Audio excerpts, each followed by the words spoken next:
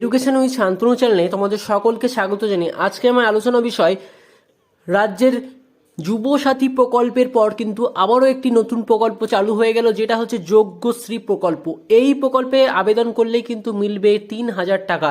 তো আবেদন করার জন্য কি কি শর্ত রয়েছে সেটা কিন্তু ভিডিওতে বিস্তারিত বলবো। চ্যানেল নতুন হয়ে থাকলে কিন্তু চ্যানেলটিকে অবশ্যই সাবস্ক্রাইব করে দেবে।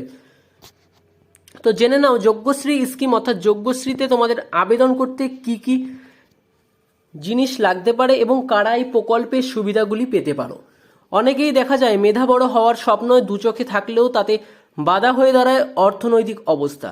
আর এই অর্থনৈতিক অবস্থাকেই কিন্তু ঠিক করার জন্য আমাদের এই যোগ্যশ্রী প্রকল্প, মাধ্যমিক উচ্চ মাধ্যমিক দুর্দান্ত রেজাল্ট করেও কত পড়ুয়া হারিয়ে যায়, ডাক্তার ইঞ্জিনিয়ার স্বপ্ন তাদের আধারেই থেকে যায়। সেই কথা মাথায় রেখে মেধাবী ছাত্রছাত্রীদের দিকে হাত বাড়িয়েছে রাজ্য সরকার। চালু হলো যোগ্যশ্রী প্রকল্প, যাতে 10 মাসে মিলছে 3,000 টাকা। কিভাবে আবেদন করবেন, কারা এই প্রকল্পের সুবিধা পাবেন, সমস্ত কিন্তু জানাবো ভিডিওতে। তো ভিডিওটি কিন্তু তোমরা দেখতে থাকো। অনলাইন ও অফলাইন দুই পদ্ধতিতেই কিন্তু এই প্রকল্পে আবেদন করা যাবে। যারা আবেদনের জন্য চলে যায় https://www.cdev.webstep.in এই ওয়েবসাইটে, সেখানেই মিলবে কিন্তু যাবতীয় ফর্ম, যাবতীয় প্রয়োজনীয় তথ্য দিয়ে ফিল আপ করে তা সাবমিট করতে হবে।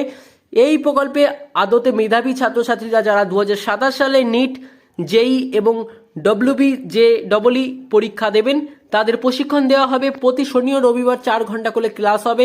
প্রতি ক্লাসে উপস্থিত থাকার জন্য কিন্তু তোমাদের মিলবে 300 টাকা করে, অর্থাৎ 10 মাসে স্টাইপেন্ড বাবদ দেওয়া হবে 3,000 টাকা।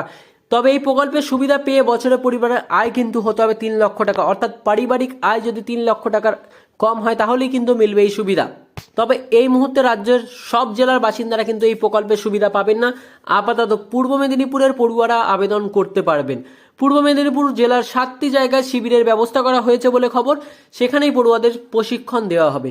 পরবর্তীতে অন্যান্য জেলার পড়ুয়ারা এই প্রকল্পের সুবিধা পাবে বলেই কিন্তু খবর রয়েছে। তো ভিডিওটি তোমাদের কেমন লাগলো তা কিন্তু অবশ্যই জানাবে। চ্যানেল নতুন হয়ে থাকলে চ্যানেলটিকে অবশ্যই সাবস্ক্রাইব করে দেবে।